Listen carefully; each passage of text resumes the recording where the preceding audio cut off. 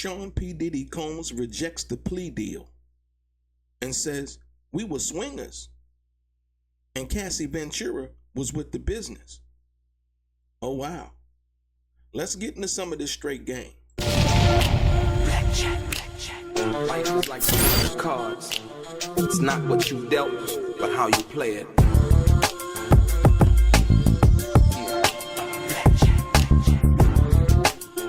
Play each situation correctly. I remember they used to laugh at a brother.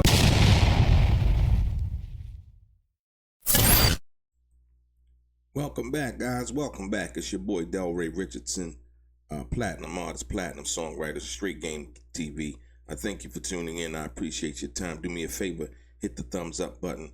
Also, subscribe to the channel if you have not already. And like I always say, if you want to be one of the first people notified when I drop some of the straight game, please do me a favor and click on what appears to be that little bell notification right below this video. I'm going to get right into it. Ladies and gentlemen, Sean P. Diddy Combs has officially rejected the government's plea deal. The actual terms of the plea deal were not made known to the public. Some people are arguing it was for like 6 years, significantly reducing the time that Diddy would have had to serve, minus him being found guilty. What this tells me is that the government doesn't think that their case is that strong. You know, when you go in and you ask for a plea deal, a lot of times deals are done or proposed, you know, behind a meeting between lawyers, if you will. You know, they'll propose some kind of settlement or deal. So it is official that the government offered Sean P. Diddy Combs a deal in court the other day.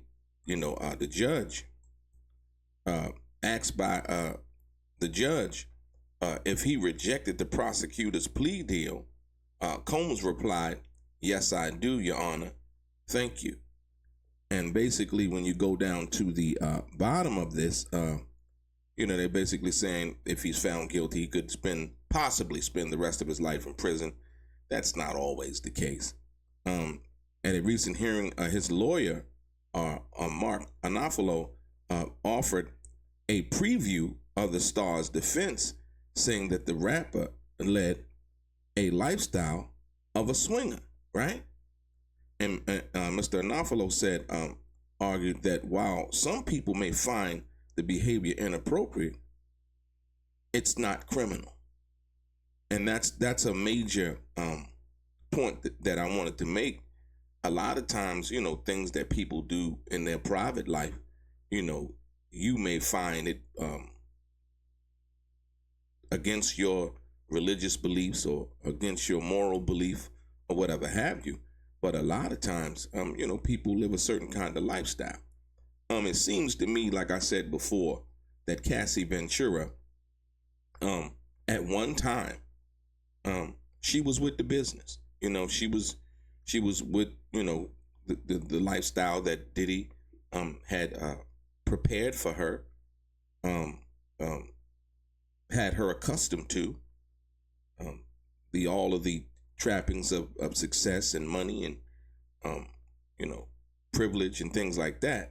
At one time she was okay with it. Like I said, at what point she became not okay with it, I guess would be the prosecution's argument, if you will.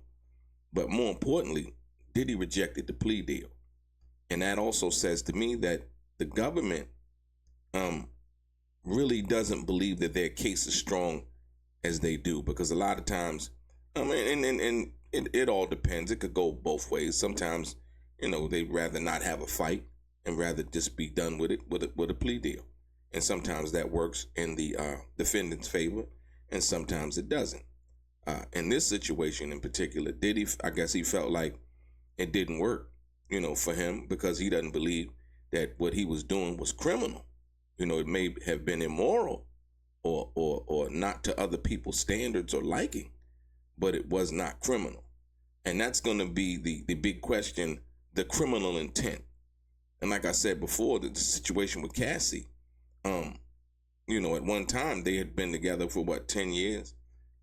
You know, I guess wondering when was it immediate, when they first got together, that he was into that type of lifestyle? Or was it, 7 years into the relationship, 6 years into the relationship, that he wanted to start to explore some kind of swinger lifestyle, as his lawyer has noted that that's the type of lifestyle that Diddy lived. Now, at the end of the day, the RICO case, the charges that they're basically alleging that Sean P. Diddy Combs and the trafficking charges and all of those, I really don't see how that comes into play when it's somebody's personal relationship. You know what I mean? Oh yeah, we if they're gonna have to prove a lot, the government's gonna have to prove a lot. They're gonna have to prove money being transacted. Somebody's saying, well, they got paid. They got paid for who? By who? Did you get paid by Mr. Combs? Who paid? They're gonna have to point at all of these things. It's not gonna be just you can say that somebody got paid, but where's the monetary transaction? That person could be coming into the court lying based on something that they've done wrong. You know what I mean?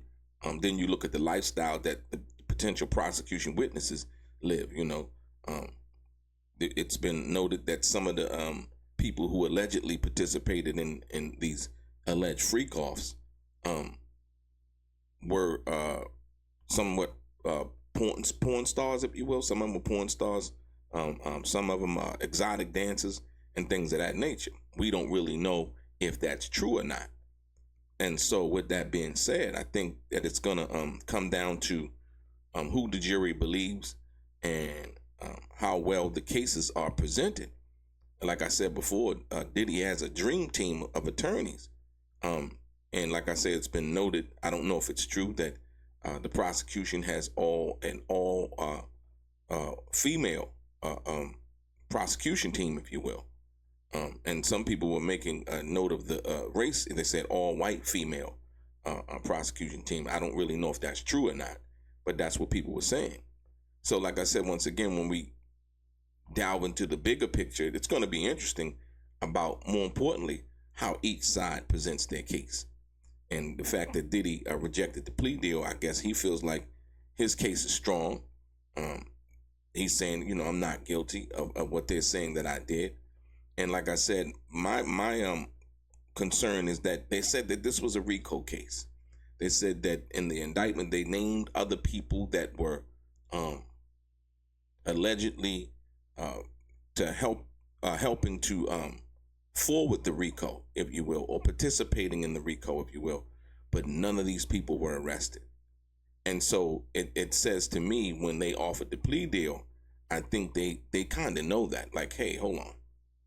You guys have alleged in this indictment, and I know the lawyers are going to pound the table with that. They're going to be like, where's this person? Where's this person? Where's this person? And where's this person, right?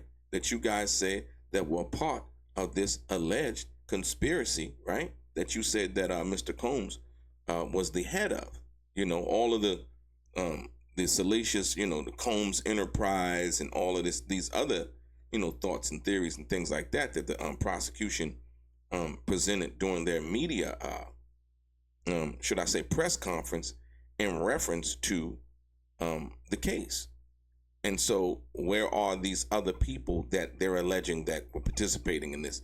And, like I said, I always tell people something kind of like the Tupac case, when even though his case was a state case, some people did get locked up. It wasn't a conspiracy or nothing like that. But basically, Tupac was the only one that stood publicly for the trial, and he didn't even do anything. You know what I mean? But none of the things that they said that he did, what he was found guilty of. So it's kind of like, if you can look at it through those lenses, you can see and understand what I'm talking about. Like I said, Haitian Jack didn't go to jail. I think the other guy received like probation or if it was a little bit of jail time. But like I said, it was Tupac who basically wore the brunt of what that was and was, I guess he was the focal point because he was the star. But, him and the young lady had a consensual relationship. You know what I mean? He did not do what they said he did on the night in question. And so once again, we see the same kind of thing, not exactly, but when you talk about the RICO situation, that's saying that more than one person was involved. And so when Tupac stood outside of the courthouse and he gave the press conference, he was like, they say I was in. He said that they say I was in concert with some guys, and Tupac was basically asking, well, where they at?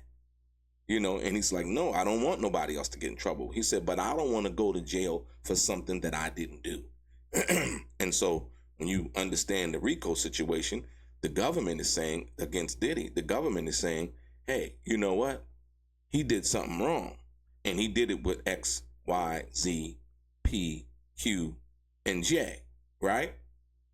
And so where are all of these other people that they're saying that were involved in this conspiracy, in this RICO case? And so that's the problem that I see the prosecution really, truly, honestly having. And let's be clear, the case was basically mirrored after Cassie's civil case. That's why she is the number one witness, right? And so to try to make up a case stemming from make up a criminal case stemming from a civil case that was settled, right? Based on Cassie talking about, and that's what I think they were hoping. They were like, well, if we file a criminal case, we can get him and he'll settle with us, just like he settled with Cassie, for fear of embarrassment as to what this was. But I think Diddy's like, you know what? At the end of the day, yeah, I was a swinger. Yeah, we were living a swinger lifestyle. That takes away the ammunition that the prosecution can hope that they would have in the case by just saying, hey, yeah, I was living a swinger lifestyle. And what? You know what I mean? It's not criminal. She was with it. She participated in it. And never did I ever force her to do anything. You know what I mean? Even after, like I said, even after the fight that they had at the, the hotel in Los Angeles, that the tape that CNN pushed out, even after that, she stayed for whatever reason. That's her business. But once again, the defense team is going to pound the table about that also. But hold on, if the tape is allowed to be in, or they want to keep running the tape, because they're going to run the tape during the trial. You best believe. Well, we've seen, and hopefully for the people that don't really like Diddy, that's what they're gonna do. You know what I mean? Like I said, getting a fair trial, and like I said, some of the lawyers, Lisa Bloom and a few other lawyers that they were talking about, they were trying to get gag orders on, basically, because a lot of lawyers like to go out and make statements after the day in court in question, right? And so they were just trying to get gag orders and things like that, because some of the stuff that they can say can be prejudicial to Diddy and basically stop him from getting a fair trial. And so the judge basically warned everybody and saying, hey, you know what? Y'all need to, operate under the professional code of conduct, if you will. And so, yeah. But more importantly, at the end of the day, when you think about the big picture is Diddy rejected the plea. And it goes into what I was just saying in regards to all of these other people that they say that were a part of this conspiracy, whether they flipped, gonna work for the prosecution side of things and saying, hey, yeah, I made these payments, or I did this, I paid this person this money, and so on and so forth. In regards to that, will play a big role in how they see it. But the Cassie situation, like I said, I don't know how she intends to get up there and I guess cry and do all of the other things that from her feelings, and which her feelings are valid. No way am I trying to invalidate her feelings at this particular time. But like I said, once again, we can look at now the aftermath and look at the tape and say, oh, we feel so sorry, but she stayed. Then you got to know the totality of it. You can't take one piece of it and say, oh, in this moment, I feel what actually really happened? What was going on? Because there are a lot of people who were around at that time who seen and have talked about different things going on in regards to what they witnessed. Number one was the one of Diddy's bodyguards, basically, not Gene Deal, but I forgot the guy's name, but him saying that, hey, he's seen Cassie hit Diddy before, and them getting into fights and all kinds of things. So, like I said, how well that will weigh in, and who will be allowed to testify, the witnesses that they have for the prosecution as well as for the defense, is gonna really weigh in. But Diddy said, "Nah, I'm not taking no plea. We're going to trial with this because they feel like their case is strong." And like I said, if you saying that, oh, they're basing this off of the freak offs, if you will, because I guess they had a threesome or whatever Cassie was explaining in her civil case, and they decided to take this case, rubber stamp it, and say, oh, it's criminal. Oh, he was paying people. Oh, he flew people in. You know what I mean? And paid for their flights, and to have sexual relations and things like that. Oh, in your relationship. Oh, can you tell us more, Cassie, about that? Yeah. Oh, did he pay him? Yeah, he paid him. And so, oh, that's criminal. Well, once again, I don't really see that as being criminal from that perspective. No different if you were to do that for somebody who you liked that they didn't have money. I'm gonna get you a ticket. And then when they get to where you are, you take them shopping and you buy them stuff and you give them money because you like them. That don't mean you paying them. You know what I mean? That means you're going to take care of the person that you care about and that came out there because you like that person. You know what I mean? Because if that was the case, then a lot of situations involving relationships and where, people would buy people gifts, you basically would say, oh, since it's under the code of conduct of this, we're married. Oh, he bought her some things. So is he buying her? Is he, no, it's not the same thing. So once again, the criminal intent is going to be real huge. And having to prove that, like I said, if everybody they claim was high and on drugs and all of this, then, Diddy's people are arguing that Diddy lacked the criminal intent to do anything like they say or should I say like the prosecution is alleging that he did. So like I said, this is going to be interesting, man. We got 2 more days before the Monday, before the jury selection begins. And like I said, that's going to be a pivotal part of whether Diddy wins the case or loses the case once again. So yeah, I think this is gearing up to be one of those trials, where in fact Diddy has a dream team of lawyers. A Brian Steele, who was the lawyer under Young Thug, who Young Thug was facing RICO also and did not end up going to prison. Some kind of deal was worked out.